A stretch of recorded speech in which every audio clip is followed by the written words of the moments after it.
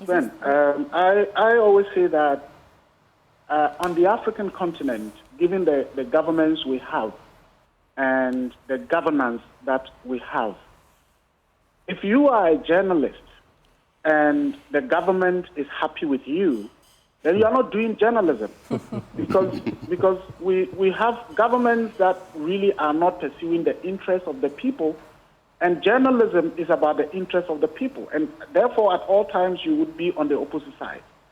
And so if you are doing journalism and the government is happy with you and praises you and all of that, then maybe you are doing something else. That's the starting point. And therefore, if you want to do journalism, then you should tell yourself that, look, this is my calling. I am representing the interests of the people. If, as a result of my work, the government is okay, that's fine. If the government is not okay, well, that's my job to do. The threats and the fear that you are saying is real. We are all human beings. I get people sending me messages to say, hey, but you guys, are you not afraid? Do you have security in your house? Do you have bulletproof car? This kind of thing that you are doing and this kind of society that we are in now, I'm afraid for you. Well, I tell people, if that is what I have to do, that is what I must do. It's either I do that or I join the other side. Look, Ben,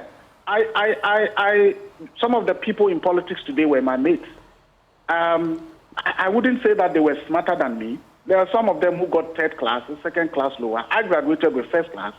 In my master's program, I was the overall best student. I think that I'm as smart as some of them who are there. Some of them have multiple houses, multiple cars, and so on and so forth. It is either you choose to be there or you choose to do what you want to do. Yeah. And if you choose not to be there, then do what you want to do and do it right.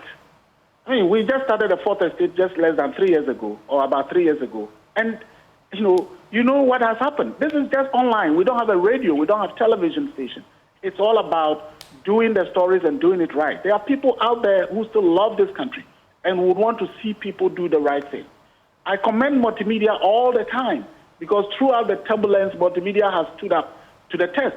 Whether MPP is in power or NDC is in power, multimedia is often accused of not supporting government or being against government. And for me, that is journalism. So the fear is real, but I tell people, look, if you want to do journalism, do it.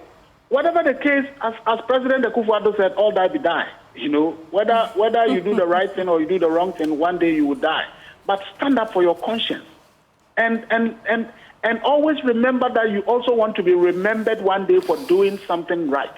But otherwise, I don't think that it is the richest people who die and they get all the national and international acclaim. When Nelson Mandela died and the funeral was a global funeral, it wasn't because he was the richest man in the world. It was because he stood up for some principles. Muhammad Ali, it's not because he was just the greatest boxer or the richest person. It is because he stood up for some principles. Kwame Nkrumah is still celebrated. You go to the AU headquarters at Addis and his statue is there. It's not because he was the richest Ghanaian who ever lived. It is because he stood up for some principles.